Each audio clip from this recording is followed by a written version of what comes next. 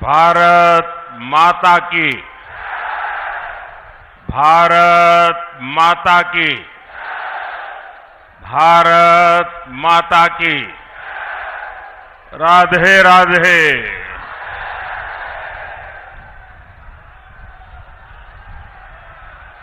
इसी मैदान में मुझे कई बार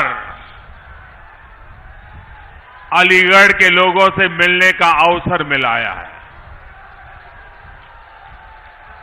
पिछली बार जब मैं अलीगढ़ आया था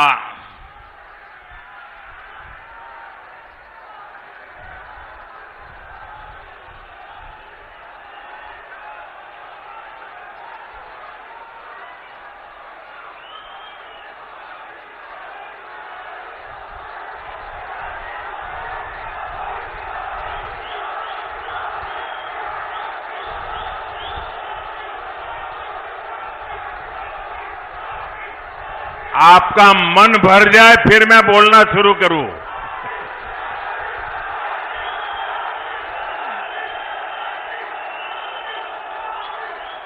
अब आप इजाजत दें तो मैं बोलना शुरू करूं।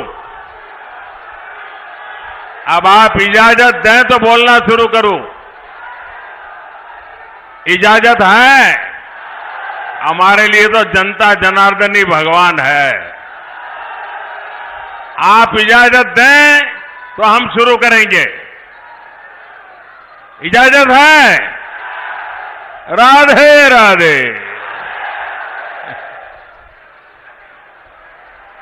मैं पहले भी अलीगढ़ आया हूं और पिछली बार जब मैं अलीगढ़ आया था तब मैंने आप सबको अनुरोध किया था कि सपा और कांग्रेस के परिवारवाद, भ्रष्टाचार और तुष्टीकरण की फैक्ट्री में ताला लगा दीजिए।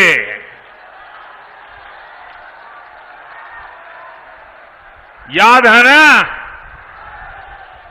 और आपने ऐसा मजबूत ताला लगाया, ऐसा मजबूत ताला लगाया कि दोनों शहजादों को आज तक इसकी चाबी नहीं मिल रही।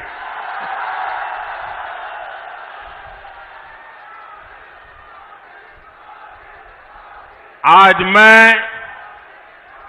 अलीगढ़ की जनता को, हाथरस के मेरे भाई बहनों को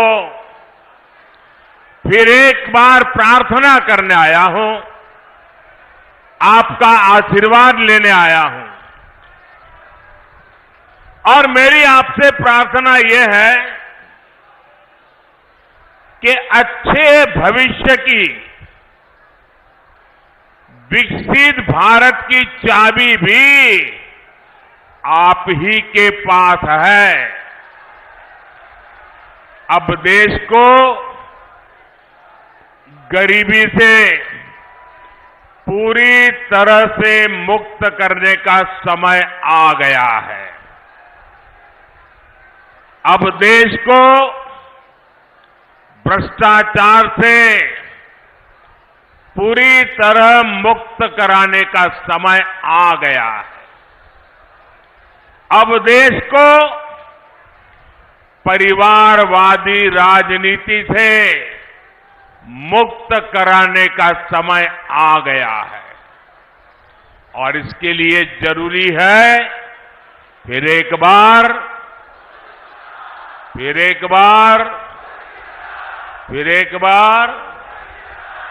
साथियों, इस बार अलीगढ़ में 26 अप्रैल को और हाथरस में 7 मई को मतदान है। आपको अलीगढ़ से मेरे छोटे भाई सतीश गौतम जी को और हाथरस से मेरे अनन्य साथी अनूप वाल्मीकि जी को भारी मतों से जिताना, और इसके लिए मुझे आपके आशीर्वाद चाहिए। और आप भले यहां वोट हमारे सतीश जी को देंगे होंगे या अनूप जी को देते होंगे, लेकिन ये पक्का मानिए, जब कमल के निशान पर बटन दबाएंगे ना, तो मोदी को सीधा आपका वोट मिल जाएगा। तो मैं ये वोट मोदी के लिए मांगने के लिए आया हूं।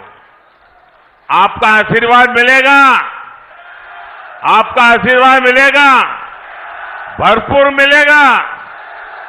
अच्छा, हमें एक और बात भी याद रखनी होगी। एक तरफ फसल की कटाई का समय है, शादी ब्याह का भी समय है, और गर्मी तो पूछो मत, है, सब कुछ है। लेकिन भाइयों बहनों, देश से तो बड़ा कुछ नहीं होता ना। देश से बड़ा कुछ होता है, होता है। देश का इतना बड़ा महत्वपूर्ण चुनाव है, हमें सारे काम छोड़ करके वोट करना चाहिए कि नहीं करना चाहिए? सुबह सुबह वोट करना बहुत जरूरी है। करोगे? धूप निकलने से पहले वोट हो जाए, जलपान से पहले मतदान हो जाए। आपके एक एक वोट का बहुत महत्व है। अब आप देखिए, पहले आए दिन बॉर्डर पर बम गोले चलते थे, गोलियां चलती थी, और आए दिन हमारे वीर सपूत शहीद होते थे, तिरंगे में लिपट करके उनका शरीर घर लौटता था। आज ये सब बंद हो गया कि नहीं हो गया? सबकी बोलती बंद हो गई कि नहीं हो गई? उनकी तोप और बंदूक बारूद सब बिक गए कि नहीं बिक गए? पहले आए दिन आतंकी बम फोड़ते थे, सीरियल ब्लास्ट होते थे। अयोध्या को नहीं छोड़ा, काशी को नहीं छोड़ा, हर बड़े शहर में आए दिन बम धमाका। अब सीरियल बम धमाकों पर भी अब फुल स्टॉप लग गया है कि नहीं लग गया है? और जो फर्स्ट टाइम वोटर है ना, उनको शायद याद नहीं होगा। तब वो 5 साल, 7 साल, 8 साल, 10 साल के होंगे। जरा याद कीजिए, आपके परिवार में पूछिए, उस समय अखबारों में, टीवी पर एडवर्टाइजमेंट आता था। और एडवर्टाइजमेंट क्या होता है कि कहीं पर भी कोई लावारिस चीज दिखाई दे तो उसके दूर रहना, उससे छूना मत। कहीं बैग दिखाई दे, कहीं कुकर दिखाई दे, कहीं टिफिन का बॉक्स दिखाई दे, उधर पास मत जाना, तुरंत पुलिस को जानकारी देना। ये आए दिन सूचना दी जाती थी। एयरपोर्ट पे जाओ तो इसका अनाउंसमेंट होता था, रेलवे स्टेशन पर जाओ उसका अनाउंसमेंट होता था, बस स्टेशन पर जाओ अनाउंसमेंट होता था कि लावारिस चीजों को हाथ में लगाओ। इन मेरे फर्स्ट टाइम वोटर है ना, तब बहुत छोटे थे, उनको मालूम नहीं होगा। ये सरकार लगातार बोलती थी, सूचना देती थी। क्यों?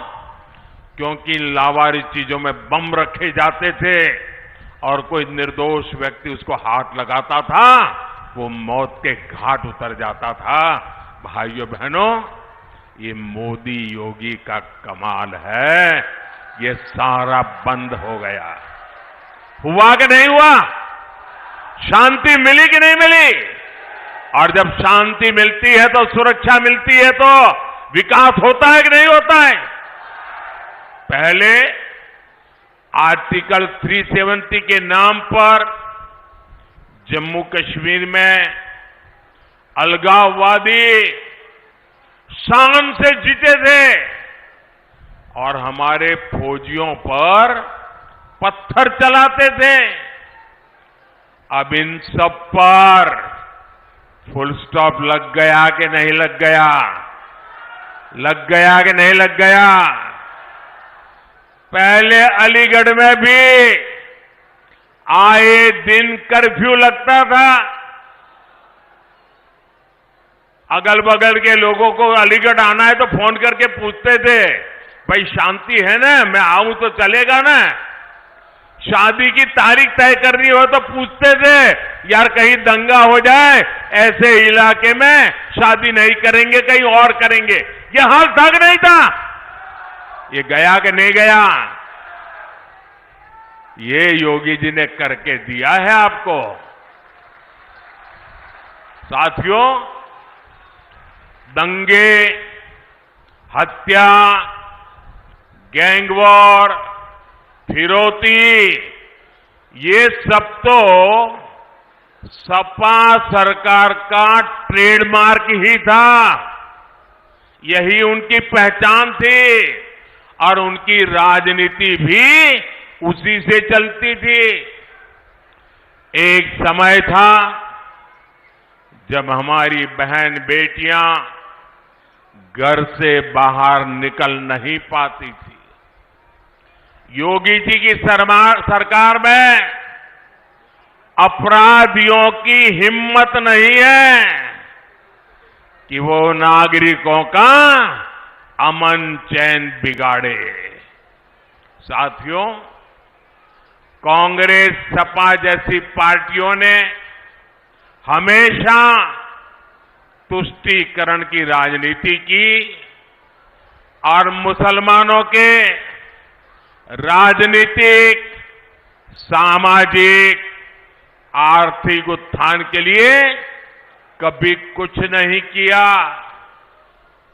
और जब मैं पसमानदा मुसलमानों की मुसीबत की चर्चा करता हूं तो इनके बाल खड़े हो जाते हैं, क्योंकि ये ऊपर के लोगों ने मलाई खाई है और ये पसमानदा मुसलमानों को भी उसी हालत में जीने के लिए इन लोगों ने मजबूर कर दिया है। साथियों, इसी क्षेत्र में 3 तलाक से पीड़ित कितनी ही बेटियों का जीवन तबाह हो गया था। और सिर्फ बेटियों का नहीं, और 3 तलाक के कारण मुसीबत में आई उस बेटी, उसके पिता, भाई, परिवार सब परेशान हो जाते थे। अब मोदी ने 3 तलाक के खिलाफ कानून बनाकर उनका जीवन भी सुरक्षित किया है।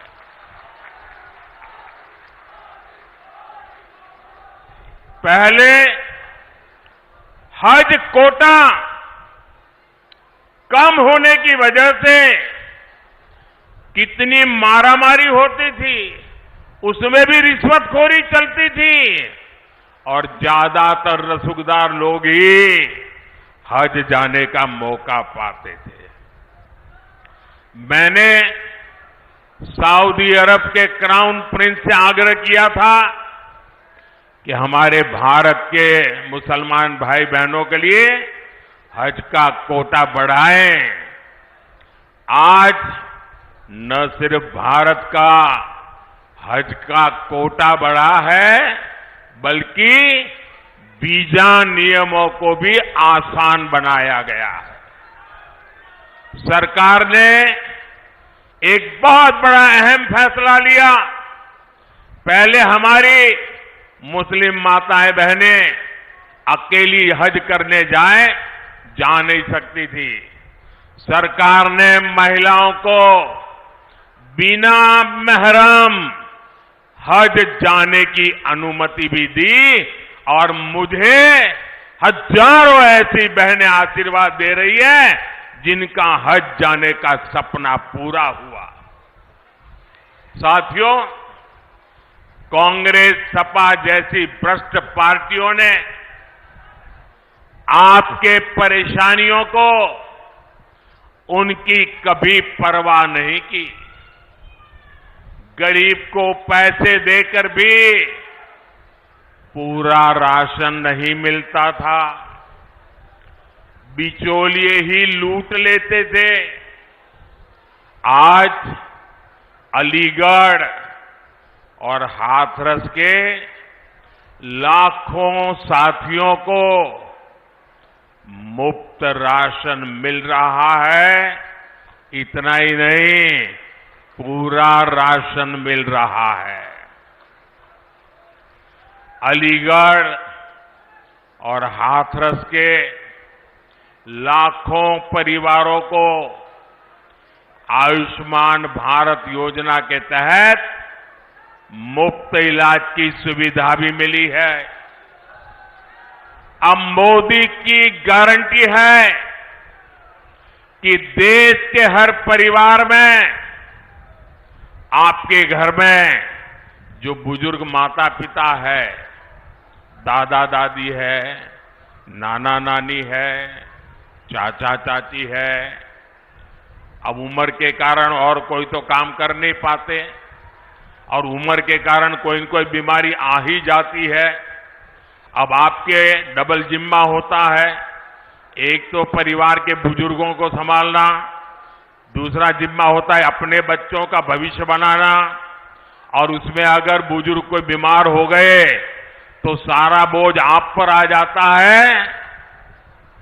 ये मोदी है जिसको आपकी भी चिंता है और इसलिए मोदी ने गारंटी दी है कि आपके परिवार के 70 साल की ऊपर के आयु के कोई भी बुजुर्ग माता पिता को 5 लाख रुपए तक मुफ्त इलाज की चिंता ये बेटा करेगा।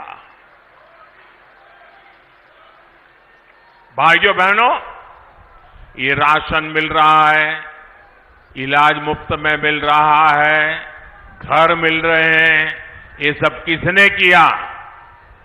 ये सब किसने किया? किसने किया? किसने किया? किसने किया? किसने किया? आपका जवाब गलत है। ये मोदी ने नहीं किया, ये आपके एक वोट ने किया है। आपके वोट की ताकत है जिसके कारण गरीब का भला हो रहा है। और इसलिए इसका जो पुण्य है ना, उस पुण्य के आप भी उतने ही हकदार हैं। भाइयों और बहनों, आजकल जब मैं कहता हूं कि 10 साल में जो किया वो तो ट्रेलर है, ट्रेलर। हमें तो बहुत सारा काम करना है। और जब मैं इतनी सारी बातें बताता हूं ना, तो ये सपा कांग्रेस वालों को समझ ही नहीं आता ये मोदी कहां ले जा रहा है। बोले पहले तो हम तू मैं राजनीति करते थे, अब मोदी इतनी बड़ी दुनिया की तरफ देश को ले जा रहा है, वो मोदी के साथ कदम ही नहीं मिला पा रहे।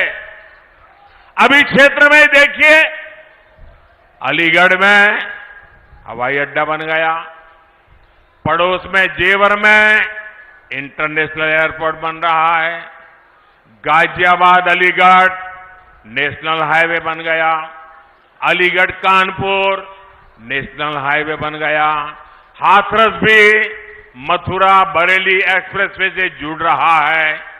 अलीगढ़ और हाथरस दोनों रेलवे स्टेशन आधुनिक बनाए जा रहे हैं।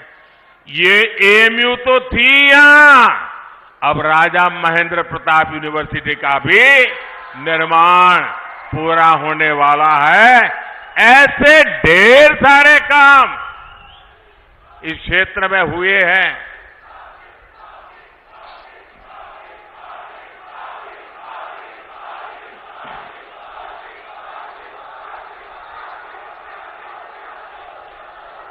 अब आप मुझे बताइए, इतने सारे काम हो जाए तो किसी को भी आराम करने का मन कर जाए कि न कर जाए?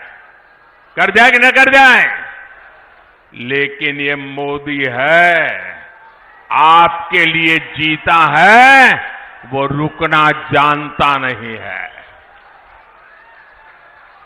और इसलिए क्योंकि मैंने तय किया है, आपका सपना ही मेरा संकल्प है। मेरा पल पल आपके नाम है। मेरा पल पल देश के नाम है। 24/7 फॉर 2047। न मोदी रुकने वाला है, न मोदी थकने वाला है, और न मोदी मौज करने के लिए पैदा हुआ है।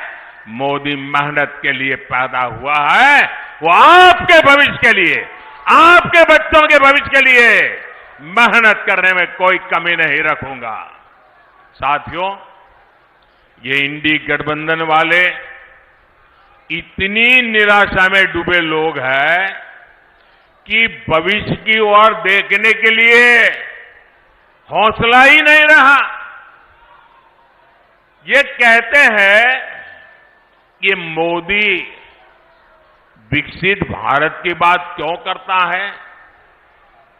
ये कहते हैं मोदी भारत को तीसरी बड़ी आर्थिक ताकत बनाने की बात क्यों करता है? ये लोग अपने परिवार और सत्ता के लोभ के अलावा कुछ नहीं करते और जनता से छलावा करते रहते। साथियों, कांग्रेस और इंडी गठबंधन के एक और खतरनाक इरादे से मैं आज देश के लोगों को, अलीगढ़ के लोगों को आगाह कर रहा हूं। मैं देशवासियों को आगाह करना चाहता हूं। कांग्रेस और इंडी गठबंधन की नजर अब आपकी कमाई पर है, आपकी संपत्ति पर है। कांग्रेस के शहजादे का कहना है कि उनकी सरकार आई तो कौन कितना कमाता है, किसके पास कितनी प्रॉपर्टी है, किसके पास कितना धन है, किसके पास कितने मकान है, उसकी जांच कराएंगे। इतना ही नहीं, वो आगे कहते हैं कि ये जो संपत्ति है उनको सरकार अपने कब्जे में लेकर उसको सबको बांट देगी। ये कहते हैं, ये मैनिफेस्टो उनका कह रहा है। भाइयों बहनों, आप सोचिए, हमारी माताओं बहनों के पास कितना ही कम क्यों न हो, वो स्त्री धन होता है, पवित्र माना जाता है, कानून भी उसकी रक्षा करता है। अब इनकी नजर कानून बदलकर हमारी माताओं बहनों की संपत्ति छीनने का भी खेल खेला जा रहा है। उनका मंगलसूत्र, उस पर उन लोगों की नजर है। माताओं बहनों का सोना चुराने का इरादा। इतना ही नहीं, वो सर्वे करना चाहते हैं कि जो नौकरी पेशा वर्ग है, जो कर्मचारी है, उन्होंने अपनी बच्चों की पढ़ाई के लिए, बच्चों की शादी के लिए जो एफडी की है, फिक्स डिपॉजिट की है, किसकी कितनी सैलरी और कितनी एफडी है, उसकी भी जांच होगी। किसके पास एक वाहन है, किसके पास 2 वाहन है, उसकी भी जांच होगी। यानी किसके पास कितनी जमीन है, उसकी भी जांच होगी। व्हीकल कितने हैं, उसकी जांच होगी। कांग्रेस इसका सर्वे कराएगी और फिर कांग्रेस कब्जा करेगी। सरकार के नाम पर कब्जा करके आपकी संपत्ति को छीन करके बांटने की बात कर रही है। कांग्रेस यहां तक जाएगी, अगर आपका गांव में पुराना पैतृक घर है, बच्चों के भविष्य के लिए आपने शहर में मानो छोटा फ्लैट ले लिया, और अगर पता चला कि आपका गांव में भी एक घर है, तो 2 में से 1 छीन लेंगे कि आपको 2 की जरूरत नहीं है, जिसको नहीं उसको दे देंगे। कांग्रेस के लोग कहेंगे कि आपके पास गांव में एक घर तो पहले से ही है।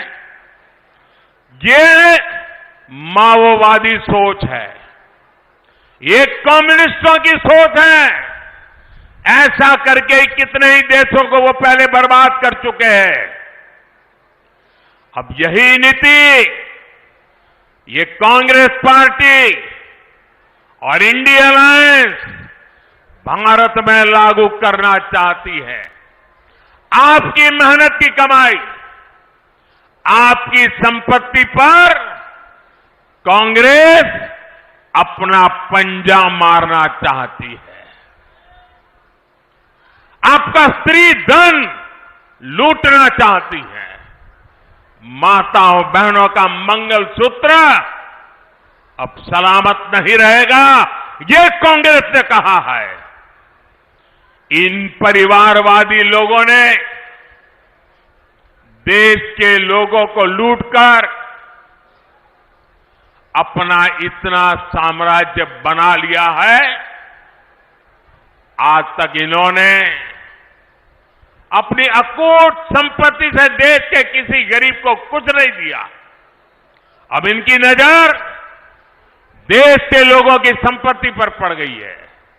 साथियों, जनता के धन को लूटना,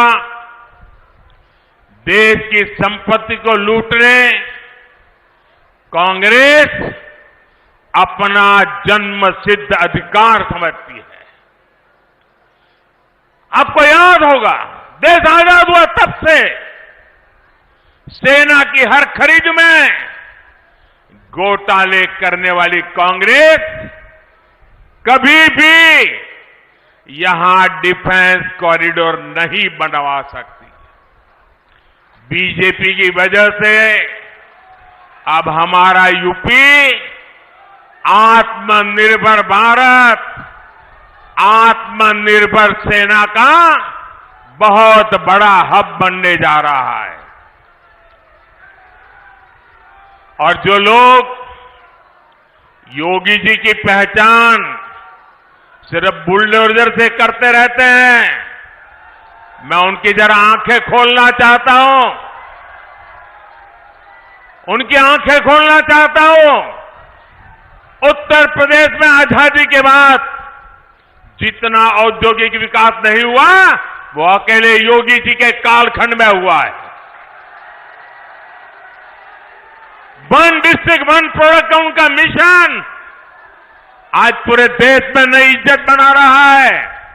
आपने सिर्फ बुलडोजर की बातें कही, अगर विकास को नई ऊंचाइयों पर कोई ले गया है तो योगी जी की सरकार ले गई है। और काशी के सांसद के नाते, मैं उत्तर प्रदेश का सांसद हूं, ये मेरे भी माननीय मुख्यमंत्री है, मैं गर्व अनुभव करता हूं कि मेरे पास ऐसे साथी हैं।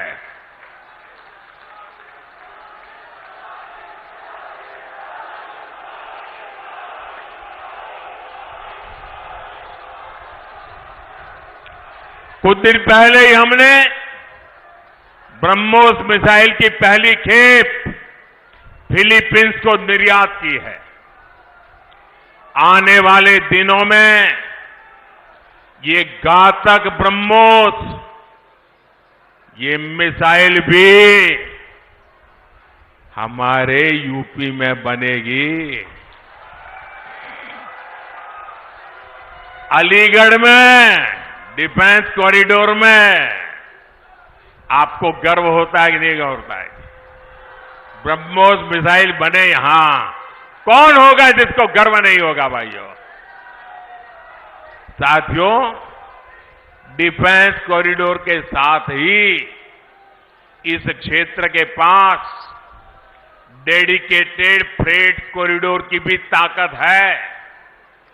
मालगाड़ियों के लिए जो अलग रूट बनाया गया है, इससे यहां दूसरे उद्योगों को भी बहुत ज्यादा फायदा होगा। अलीगढ़, हाथरस और आसपास के छोटे, लघु और कुटीर उद्योग, ये सभी विकसित भारत की ऊर्जा है। आपके काम को बढ़ावा मिले, इसलिए योगी जी की सरकार वन डिस्ट्रिक्ट वन प्रोडक्ट पर और अब पूरे देश में वन डिस्ट्रिक्ट वन प्रोडक्ट पर बल दिया जा रहा है।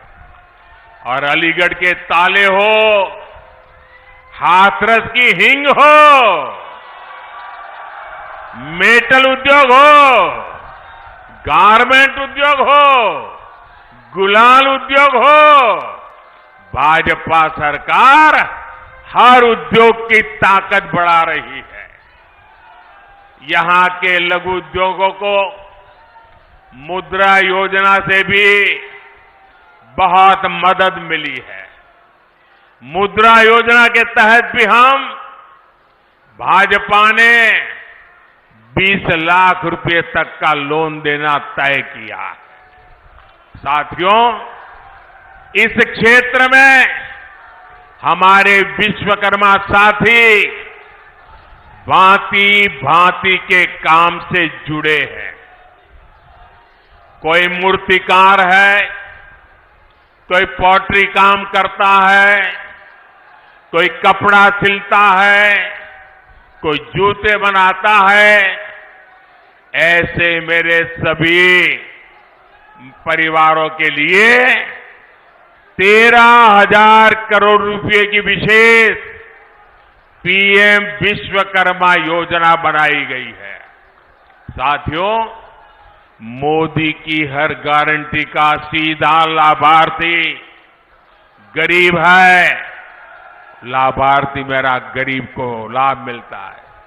मेरा दलित भाई परिवार है, मेरा पिछड़ा भाई परिवार है, और इन गारंटियों का लाभ मध्यम वर्ग को भी होता है। फैक्ट्री वाले को, दुकान वाले को, मजदूर को, गाड़ी चलाने वाले को, सबको होता है। अब जैसे अलीगढ़ और हाथरस में गरीबों के 40,000 से ज्यादा पक्के घर बन चुके हैं। इन घरों को बनाने के लिए जो सामान लगता है, वो तो यहां के कारखानों से, यहां की दुकानों से ही जाता है। यानी गरीब को घर मिला और बाकियों को उससे काम मिला।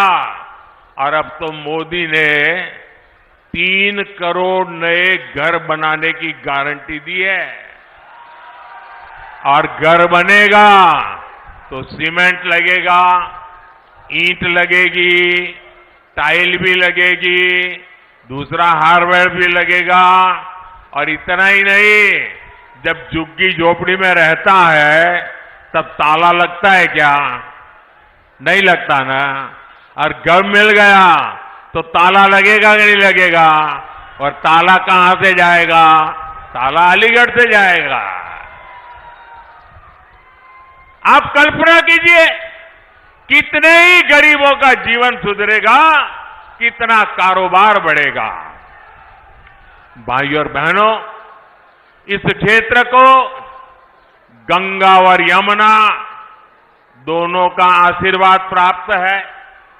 यहां खेती, किसानों को ताकत कैसे मिले, गन्ना किसानों की ताकत कैसे बढ़े, इसके लिए भाजपा लगातार काम कर रही है।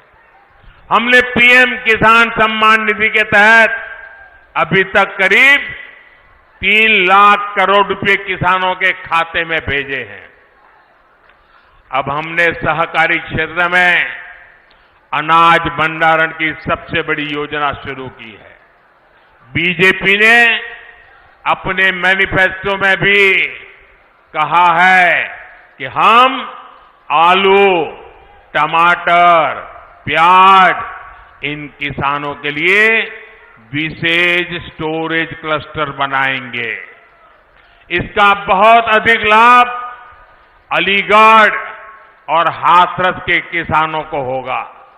साथियों, ये क्षेत्र ब्रज की देहरी है, 84 कोस परिक्रमा की धरती है।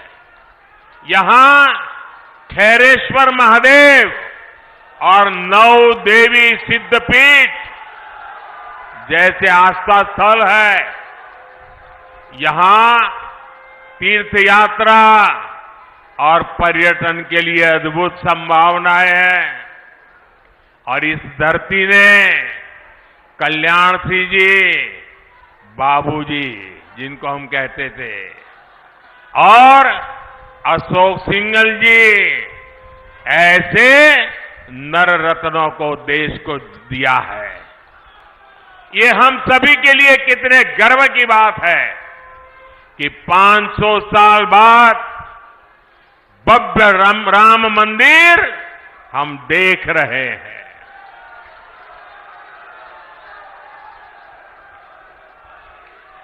और जब भव्य राम मंदिर की बात आती है ना, तो उनकी नींद उड़ जाती है।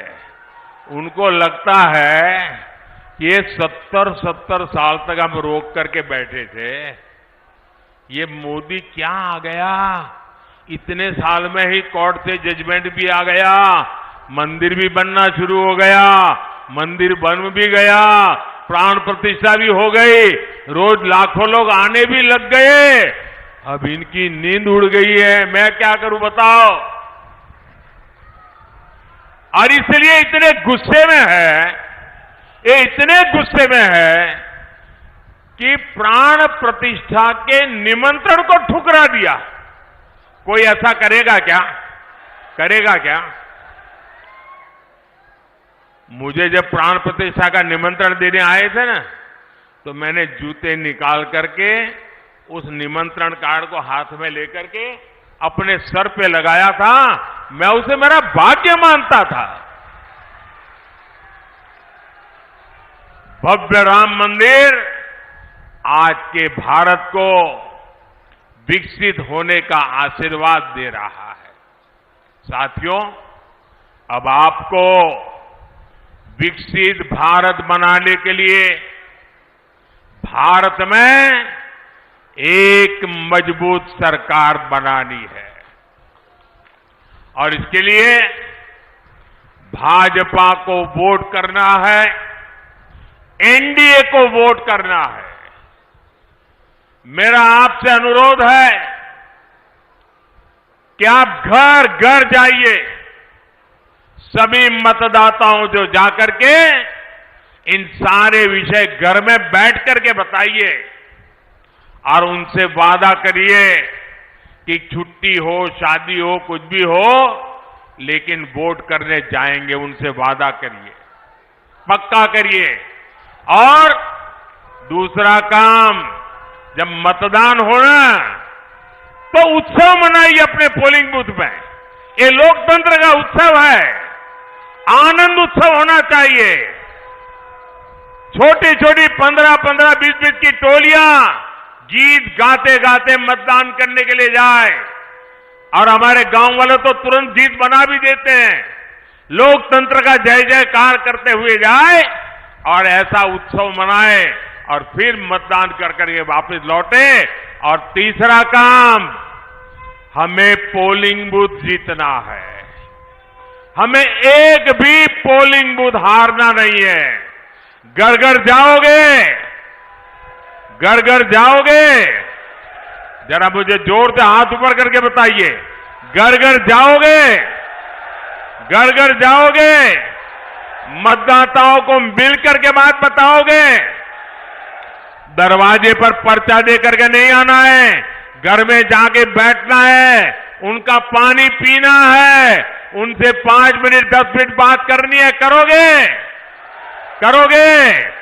छोटे छोटे जुलूस निकाल करके उत्सव मनाते हुए मतदान करोगे? पहले मतदान फिर जलपान, पहले मतदान फिर जलपान। जब तक मतदान नहीं करेंगे, जलपान नहीं करेंगे, ये बात पक्की करोगे? और फिर पोलिंग बूथ जीत के दिखाओगे? पहले से रिकॉर्ड मतों से जीतोगे? पक्का जीतोगे? अच्छा, मेरा एक काम करोगे? करोगे? मेरा पर्सनल काम है, जरा हाथ ऊपर करके बताइए, करोगे? देखिए, घर घर जाना और जाकर के कहना कि अपने मोदी जी अलीगढ़ आए थे और मोदी जी ने आपको राधे राधे कहा है, राम राम कहा है। घर घर मेरा प्रणाम पहुंचा देंगे। मेरे साथ बोलिए, भारत माता की, भारत माता की, भारत माता की।